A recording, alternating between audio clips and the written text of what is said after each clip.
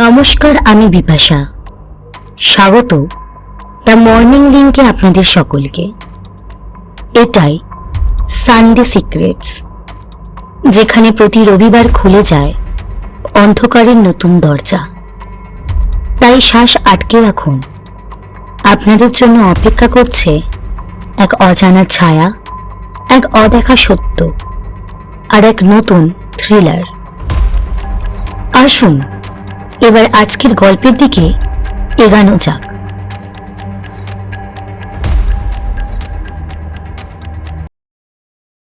ভূত কি আছে নাকি নেই, এই চিরন্তন প্রশ্নটি আমাদের আলোচনার মূল সুর। আজ এই মঞ্চে আমরা প্রবেশ করতে চলেছি এক আলো আধারের জগতে, যেখানে বাস্তব আর কল্পনা একাকার হয়ে যায়। আমাদের আলোচনার কেন্দ্রে রয়েছে সেই গা ছমছমে গল্পগুলি, যা যুগ যুগ ধরে মানুষের মুখে মুখে বেঁচে আছে। একদিকে রয়েছে আমাদের প্রিয় বাংলা লোক সংস্কৃতির ভূতেরা, পুকুর পাড়ের রহস্যময় পেতনি থেকে শুরু করে গভীর জঙ্গলের গেছো ভূত, আবার সাদা ধুতি বইতে পড়া ব্রহ্মদৈত্য। এরা আমাদের চেনা পরিবেশের, আমাদের সমাজেরই অংশ। এদের ভয় যেমন বাস্তব, তেমনি এদের সঙ্গে জড়িয়ে আছে বাঙালি জীবনের দৈনন্দিন হাসি কান্না, আচার সংস্কার। এই কাহিনীগুলি আমরা আমাদের দাদু দিদিমার মুখে শুনে এসেছি। ঝিঝি ডাকা সন্ধ্যায় হ্যারিকেনের টিমটিমে আলোয়, পুকুর ঘাটে চুল আঁচড়ানো পেতনি, তাল গাছের মাথায় উল্টো পায়ে হেঁটে যাওয়া স্কন্ধ কাটা, বা গভীর রাতের পথে ফেরা ক্লান্ত পথিককে বিপদে ফেলা আলো ভূত। এরা আমাদের মাটি ও সংস্কৃতির সঙ্গে ওতপ্রোতভাবে জড়িত আছে। এতক্ষণ আমরা আমাদের চেনা বাংলা লোককথায় ভূতের গল্পে ডুবেছিলাম। এবার সময় এসেছে সীমান্ত পেরানোর। পূর্ব ইউরোপের লোককথার গভীর অরণ্য ও জলাভূমির মধ্যে লুকিয়ে থাকা যে প্রেতাত্মার নাম শুনলে স্থানীয় মানুষ আজও শিউরে ওঠে, সেটি হল ড্রেকাভাগ। এই নামটি এসেছে স্লাভিক শব্দ ড্রেকাটি থেকে, যার অর্থ হল চিৎকার করা বা ভীষণ জোরে চেঁচানো। স্থানীয় বিশ্বাস অনুযায়ী ড্রেকাভাগ হল এমন এক অপূর্ণ আত্মার প্রতীক, যা সঠিকভাবে সমাধিস্থ করা হয়নি বা নাম না দিয়ে মারা গেছে এমন শিশুর আত্মা। কেউ কেউ মনে করেন এটি সেই শিশুর আত্মা যাকে তার মা মেরে ফেলেছে বা জন্ম দেওয়ার আগে গর্ভপাত হয়েছে। এই করুণ পরিণতি তাকে এক অশুভ আত্মায় পরিণত করে। এবার প্রশ্ন আসতে পারে, ড্রেকাভাগ দেখতে কেমন? ড্রেকাভাগের কোনো নির্দিষ্ট শারীরিক বর্ণনা লোককথা জুড়ে নেই। এটি বিভিন্ন রূপে আবির্ভূত হয়। অনেক লোককথায় এটিকে লম্বা লেজ ও নরম পশমের মতন আবরণে ঢাকা একটি বিড়ালের আকারের প্রাণী হিসেবে বর্ণনা করা হয়েছে। আবার কেউ কেউ এটিকে লম্বা গলাযুক্ত বা বিকৃত অঙ্গ প্রত্যঙ্গযুক্ত একটি শিশুর ছায়া হিসাবে দেখেছে। সবচেয়ে ভীতিকর বর্ণনা হল এটি এক অদৃশ্য বা দ্রুত ধাবমান ছায়া, যার উপস্থিতি কেবলমাত্র তার ভয়ঙ্কর চিৎকারের মাধ্যমেই বোঝা যায়। ড্রেকাভাগের প্রধান বৈশিষ্ট্য হল তার ভয়ঙ্কর এবং মর্মভেদী চিৎকার।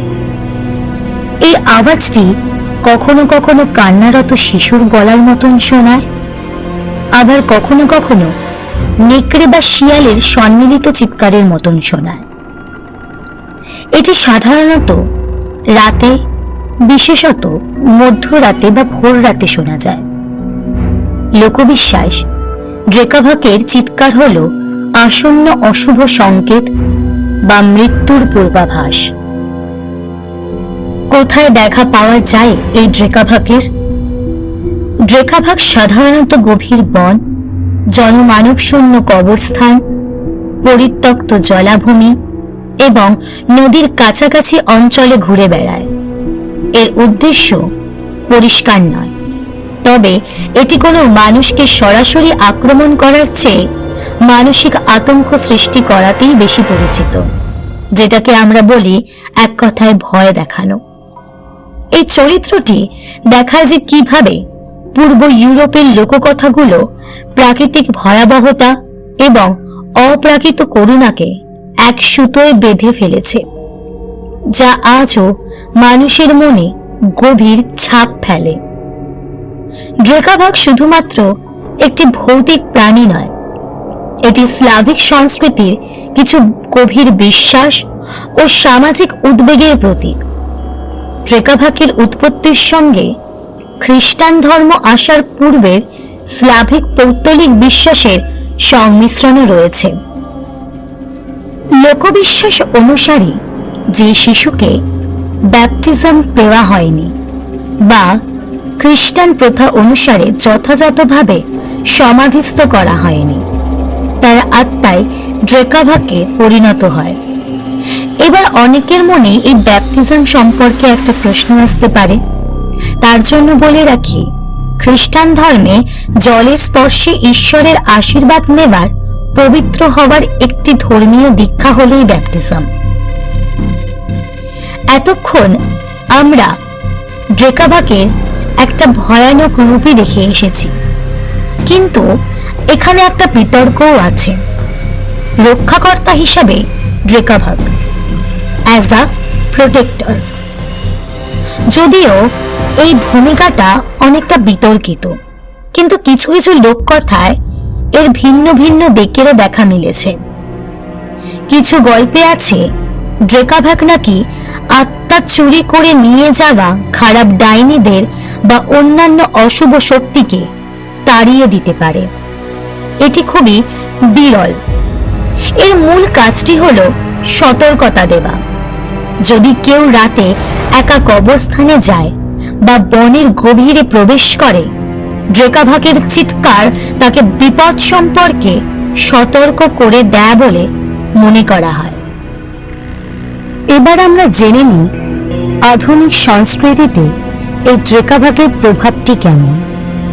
ড্রেকাভাককে কিংবদন্তি হিসাবে এখনো দক্ষিণ স্লাভিক অঞ্চলে অত্যন্ত শক্তিশালী হিসাবে দেখা হয়। সাহিত্য এবং চলচ্চিত্র এর উল্লেখ আছে। এটি সার্বিয়ান সাহিত্যে এবং চলচ্চিত্রে বারবার এসেছে, যেমন বিখ্যাত সার্বিয়ান লেখক ব্রাঙ্কো কোচিপের গল্পে। তার একটা গল্প এখানে আমি উল্লেখ করে দিলাম, brave Mita and the Drekavac from the swamp. এমনও ঘটনা ঘটেছে যেখানে স্থানীয় মানুষ এবং গ্রামের মানুষ ড্রেকাভাকের আওয়াজ শুনে গভীর রাতে আতঙ্কিত হয়েছে, যা দেখায় এই লোককথা তাদের সংস্কৃতিতে কতখানি গেঁথে আছে।